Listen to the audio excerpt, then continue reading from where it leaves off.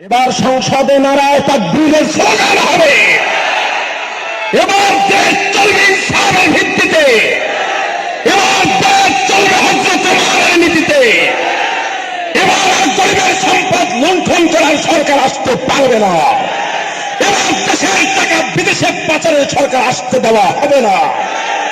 এবারের সরকার হবে প্রত্যেকের অধিকার পাইয়ে দেওয়ার সরকার, ইনসাফ প্রতিষ্ঠার সরকার। নতুন ভোটার যারা আছে, সবিনয় পরামর্শ দিচ্ছি, অনুরোধ করছি, তোমার জীবনের প্রথম ভোট চাঁদাবাজদের দিয়ে নিজের জীবনকে কলঙ্ক দিয়ে শুরু করো না। সতর্ক করতেছে যে আপনারাই বিভ্রান্ত হবেন না। ভোট দিলে জান্নাত পাওয়া যায় এমন কোন কথা কোরআনে নাই। মোশাররফ ভাই কোরআনের তাফসীর কবে কোথায় পড়ছিল আমার জানা নাই। কোরআন পড়ছে আলেমে, এই ব্যাখ্যা করবে আলেমে। আমি আলেম হয়ে বলছি, কোরআনে আছে সতের পক্ষে যদি থাকো, ন্যায়ের পক্ষে থাকো, তবে জান্নাত। আমি আপনাদেরকে বলছি, হ্যাঁ আমরা ভোট দিই জান্নাতে যাওয়ার জন্য। আমরা রাজনীতিতে এসেছি ইবাদত হিসেবে। আমরা নামাজ পড়ি যেমন আল্লাহর বিধান মেনে, আমরা রাজনীতিও করি আল্লাহর বিধান মেনে। নামাজ যেমন আমাদের জন্য ইবাদত, রাজনীতিও আমাদের জন্য ইবাদত।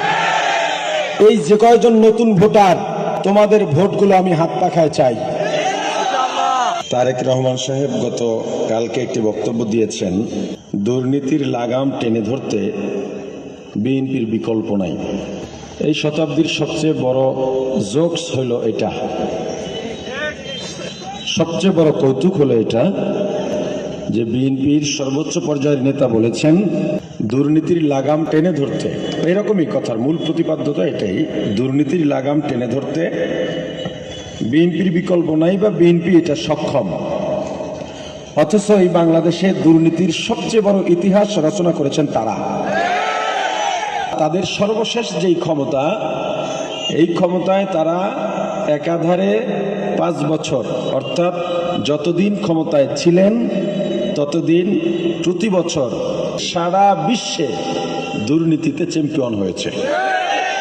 চ্যাম্পিয়ন তো হয়েছে যেদিক হোক।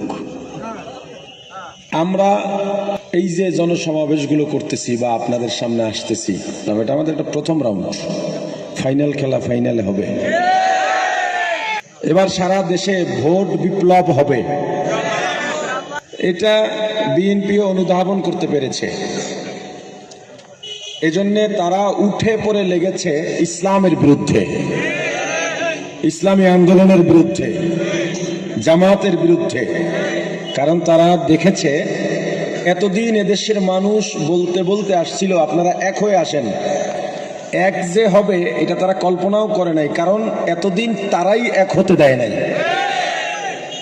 কিন্তু ঘটনা তো ঘটে গেছে, পায়ের তলার মাটি সরে গেছে, সামনে দেখে সব অন্ধকার। 17 বছর না খাইয়া রইছে। আপনারা বিভিন্ন বক্তব্যে দেখবেন, তাদের সোশ্যাল মিডিয়ায় ভিডিওর মাধ্যমে এখন পাওয়া যায়। সেদিন এক বক্তব্যে দেখলাম বরগুনায় বিএনপি যাকে মনোনীত করেছেন তিনি বলতেছেন এই যে কাবিখা, বিধবা ভাতা, এগুলো কারা খাবে? আমরা খাবো, বিএনপি নেতা কর্মীরা খাবে। এগুলো আমাদের হক, এটা আমাদের জন্য হালাল। কি বুঝতেছেন? বাংলাদেশে বিধবাদের জন্য যেই বরাদ্দ আছে, এটা যদি সুষম বন্টন হয়, ন্যায় ভিত্তিক ইনসাফ ভিত্তিক বন্টন হয়, বাংলাদেশের কোন বিধবাকে রাস্তায় ভিক্ষা করতে নামতে হতো না, কোন বৃদ্ধকে বৃদ্ধাশ্রমে যেতে হতো না, কোন শিশুকে শিশু শ্রম দিয়ে নিজের খাবার জোগাড় করতে হতো না। এই দেশে 54 বছর ধরে চুরি ডাকাতি দুর্নীতিতে এই দেশকে, এই দেশের রন্ধ্রে রন্ধ্রে এই সমস্ত অন্যায় ঢুকিয়ে দেশটাকে রসাতলে নিয়েছে। এবার নতুন সূর্য উদিত হবে। সাধারণ মানুষকে তারা বিভ্রান্ত করে, কি বলে? আমাদেরকে বলে ধর্মান্ধ, মানে আমরা হুজুররা ধর্মান্ধ, এটা তারা বলে। এবং এটা মানুষকে বুঝায় এটা একটা অন্যায়। আর মুসলমান তো ধর্মান্ধই হবে, বুঝেন না ব্যাপারটা? মুসলমান কি হবে? ধর্মান্ধ হবে। কিন্তু কথা সেটা না। আপনি একটা কাপড় কিনবেন, আপনার সঙ্গে 10 জন ব্যক্তি আছে বা 10 জন বন্ধু, একজন মাছ ভালো চেনে, একজন স্বর্ণ ভালো চেনে, একজন কাপড় ভালো চেনে, বাকি 7 জনও এক একটা বিষয় ভালো জ্ঞান রাখে। আপনি যখন কাপড় কিনবেন তখন এই কাপড়টা ভালো না মন্দ কার কাছে জিজ্ঞেস করবেন? যে মাছ বিশেষজ্ঞ তার কাছে? কার কাছে? যে কাপড় চেনে, ঠিক না? তাহলে যে ধর্ম জানে না, ধর্মের পণ্ডিতদেরকে সে বলে ধর্মান্ধ। বুঝেন নাই? যে ধর্ম জানে না, ধর্ম বুঝে না, ধর্ম শেখে নাই, কোরআন জানে না, সুন্নাহ জানে না, সে ধর্মান্ধ বলতেছে আলেমদেরকে। আলেম কারা? ধর্মের পণ্ডিত। কথা বুঝছেন? আচ্ছা, শুধু আমাদেরকে ধর্মান্ধ বলে এইটা না, আরো একটা কথা বলে যে এরা ধর্মের নামে রাজনীতি করে, ব্যবসা খুলে বসছে। মুসলমান তো রাজনীতি করবে ধর্মের নামে, ধর্মের বাইরে কেউ রাজনীতি মুসলমান করতে পারে না। যারা দুর্নীতিবাদ, যারা চোর, যারা ডাকাত, ওদের রাজনীতি হবে ধর্মের বাইরে গিয়ে। ধর্মের রাজনীতি হলে দুর্নীতি থাকে না, সন্ত্রাস থাকে না। এজন্য চোর, বাটপার, সন্ত্রাসরা ধর্মীয় রাজনীতির বিরুদ্ধে কথা বলে। এরপরে আমাদের এই কলাপাড়ার বিএনপির প্রাণপ্রিয় নেতা, বিএনপির কর্মীবৃন্দ এখানে আছেন বহু, আমার সঙ্গে তাদের সঙ্গে খুবই ভালো সম্পর্ক। এখন ওই কুয়াকাটার প্রভাবশালী একজনকে দাওয়াত দিয়েছি, মন্নান চাচা ছিল সাথে, যে সময় থাকতে ইসলামের কাজে চলে আসো। কয় ভাইয়া সবাই মেলেন তারপরে আসবো। আমার বক্তব্য সে শুনতেছে। মোশারেফ ভাই এই কলাপাড়ায় যে বিভ্রান্ত ছড়াচ্ছেন, বিএনপির নেতা কর্মীর কাছে আমি অনুরোধ করে বলবো, আপনারা আপনাদের নেতাকে এবং এই কুয়াকাটা পৌরসভার আপনারা বিভ্রান্ত ছড়াচ্ছেন ইসলামী আন্দোলনের বিরুদ্ধে, হাত পাখার বিরুদ্ধে, পিসাব চরমনার বিরুদ্ধে, আমাদের 8 দলের কার্যক্রমের বিরুদ্ধে। আপনারা আপনাদের দিকে ডাকেন, আপনি যদি আমাদের দিকে ইট মারেন, পাটকেল আপনাকে খেতেই হবে।